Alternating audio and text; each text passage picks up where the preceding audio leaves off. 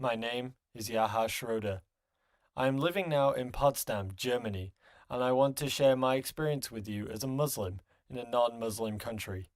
As a convert to Islam, I think it's much easier to follow the religion than a born Muslim who has been raised up here. Almost all young born Muslims I know want to become Germans. For them, Islam is only a tradition, and they think that they have to give up their Islam to be accepted by the Germans, despite the fact that the Germans won't accept them, even if they gave up their religion. I grew up in a little village. I lived with my mother and my stepfather in a huge house with a big garden and a big pool. And as a teenager, I lived a cool life. I had some friends whom I used to hang around with, do stupid things, and drink alcohol like every young German teen. The life of a Muslim in Germany is quite difficult than one would think, especially for me as a German Muslim, because when someone asks a German what they think about Islam, they would tell you something about Arabs. For them, it's like a mathematical operation. Islam equals Arabs.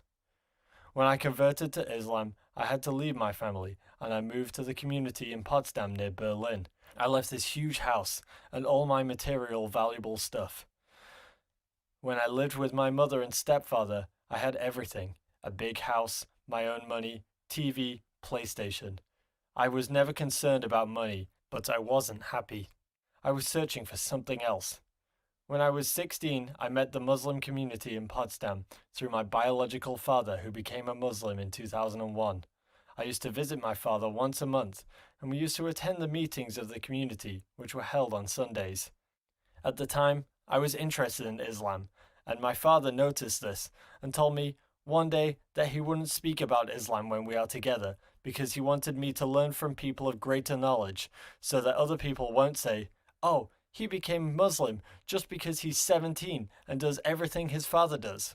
I agreed, and I started visiting the community every month and learned a lot about Islam, but at that time, something happened and changed my way of thinking.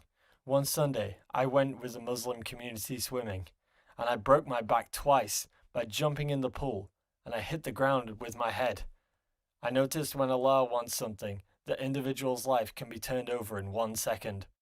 My father brought me to the hospital and the doctor told me, "You have broken your back quite bad, and if you did one wrong movement, you'll become handicapped." This didn't help me much, but then just a few moments before they brought me to the operation room, one of my friends of the Muslims community told me something. "You are now in the hands of God. It's like a roller coaster. Now you are on the top. Enjoy the ride and just trust in God." This really helped me. The operation took 5 hours, and I woke up after 3 days. I couldn't move my right arm, but I was feeling like the happiest person on this earth. I told the doctor that I don't care about my right arm. I'm so happy that Allah has let me survive. The doctors have told me that I have to stay in the hospital for a few months.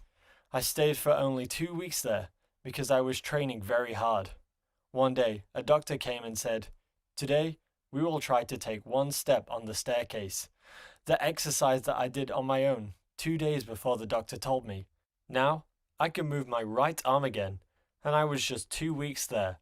Alhamdulillah. This accident changed a lot in my personality.